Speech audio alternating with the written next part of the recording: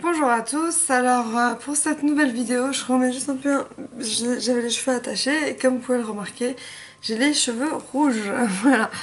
Donc aujourd'hui on va regarder deux petits livres, donc le premier c'est Qu'est-ce qu'un neurone pour aller dans le sens de la psychiatrie bien sûr, comme le sujet est tout le temps sur la psychiatrie ou la psychologie.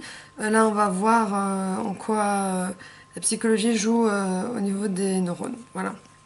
Et enfin, comment rêvons-nous? Ça m'a intéressé parce que quand on est en crise maniaque ou crise tout court, enfin voilà, on a souvent tendance à faire beaucoup de cauchemars. Et les cauchemars, c'est, je vais vous expliquer après. Donc voilà, donc pour qu'est-ce qu'un neurone? C'est aux éditions Le Pommier. Voilà. Moi, tous mes livres, j'ai trouvé à la médiathèque. Donc voilà, donc je vais un peu, comment dire, synthétiser le livre. Donc la découverte du neurone au XVIIIe siècle. Euh,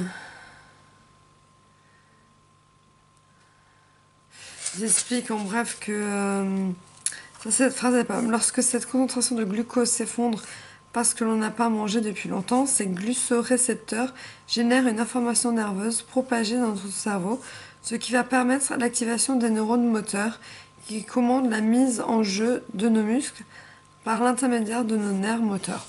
Là, on a l'exemple typique que tout ce qu'on fait dans la journée, manger, dormir, les activités, le stress, ça joue sur l'information que va euh, euh, produire, enfin les neurotransmetteurs que vont produire le cerveau pour pouvoir communiquer de neurone en neurone.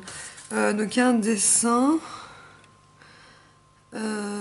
Oh, c'est trop compliqué. Variation autour d'un neurone, le corps cellulaire. Donc en fait, si vous voyez le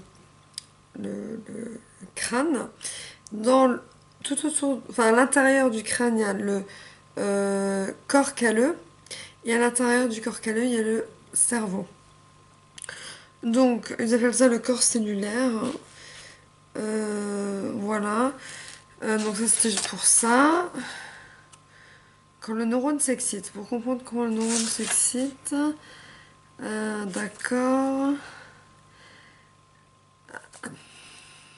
Bon, c'est comment on dit, euh, scientifique, hein, le livre. Hein. Donc, je vais essayer d'expliquer à ma manière.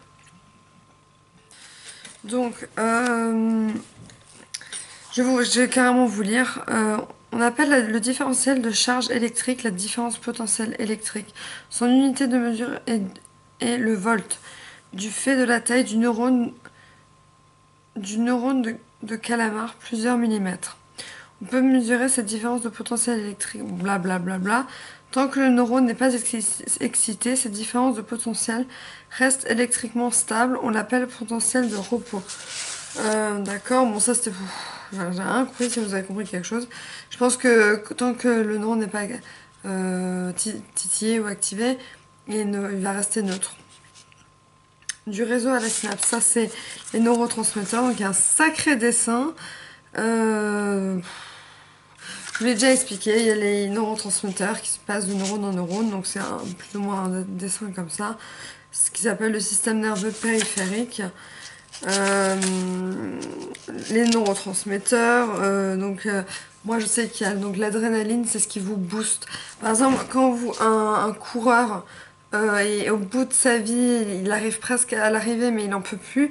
Quand les gens le félicitent, allez, allez, allez, ça crée de l'adrénaline dans le cerveau qui passe dans tous ces neurones. Et c'est le cerveau qui va faire qu'il va réussir la fin de sa course parce que ça va booster ses muscles pour pouvoir avancer et courir jusqu'au bout. Donc en fait, le cerveau joue dans toutes les catégories de votre vie, mais vous ne vous en rendez pas compte parce que ça se fait naturellement. Moi, j'explique à ma manière. Hein, ça, c'est trop, c'est vraiment trop spécifique. La boîte à outils du neurone, oui.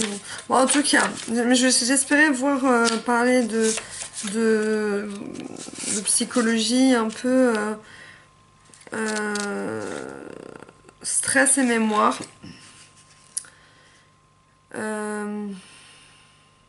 Chez la souris, on a montré qu'avec le traitement d'antidépresseurs qui améliore l'anxiété et la mélancolie, la neurogénèse augmente spécifiquement dans l'hippocampe, ce milieu, c'est là où il y a toutes les émotions, favorise la maturation des neurones nouvellement formés et leur intégration fonctionnelle dans les réseaux neurones locaux.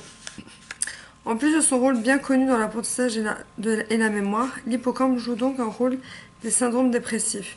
Cette multiplication de neurones de l'hippocampe en constitue un support physiologique et une augmentation de la capacité d'apprentissage d'informations nouvelles serait une forme d'adaptation de l'individu à un changement ou un enrichissement de son environnement. Donc, les médicaments pour le cerveau, c'est bien, mais il n'a pas dit si on perd de mémoire, parce que moi j'ai une mémoire vraiment nulle.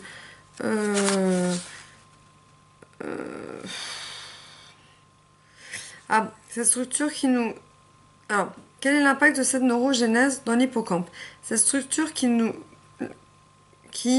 l'avons vu, joue un rôle fondamental dans l'apprentissage et la mémoire, est également très sensible au stress. Donc je suppose que quand on est très stressé et qu'on pense à autre chose, et qu'on nous parle ou qu'on doit se souvenir de quelque chose, on oublie. Il faut, en fait, si vous voulez, si vous faites plusieurs choses en même temps et qu'on vous parle, la personne qui va vous redemander sur ce qu'il vous a posé comme question de ce dont il a parlé, vous n'allez pas vous en souvenir parce que vous étiez concentré sur autre chose. Donc essayez de faire une chose par une, parce que en fait en vrai on ne peut pas faire plusieurs choses en même temps. On peut, mais on les fait mal et on oublie. Donc essayez de vous concentrer sur une chose à la fois. C'est assez intéressant. Je vais vous le lire. Comment apprendre notre cerveau? Il serait donc extrêmement réducteur de résumer le processus lié à l'apprentissage, à la mémoire, au seul câblage neuroanatomique mis en place au cours du développement. Là aussi, la neuroplasticité joue un rôle fondamental. Elle est étroitement associée aux modifications qui interviennent au sein des réseaux de neurones localisés principalement dans l'hippocampe. Au fur et à mesure que nous apprenons une poésie, une table de multiplication, etc., des modifications au sein de ces réseaux s'établissent et constituent le support du stockage de l'information. Ces modifications peuvent être décrites tant au niveau cellulaire qu'au niveau moléculaire, celui de la constitution chimique des cellules. La plasticité structurale induit des modifications de taille et de forme de la cellule. Ça, je savais pas. Une rétractation en allongement des terminaisons axonales. Donc ça veut dire qu'en fait le cerveau est tout en mouvement et il s'adapte. Et pour apprendre, ça veut dire que les neurones ou je ne sais quoi là devient plus gros pour pouvoir enregistrer tout ce que vous devez apprendre. Voilà, je crois que c'est à peu près tout. Voilà. Je vais me dépêcher pour le prochain. C'est celui-là. Donc comment rêvons-nous? Je vais faire une deuxième vidéo.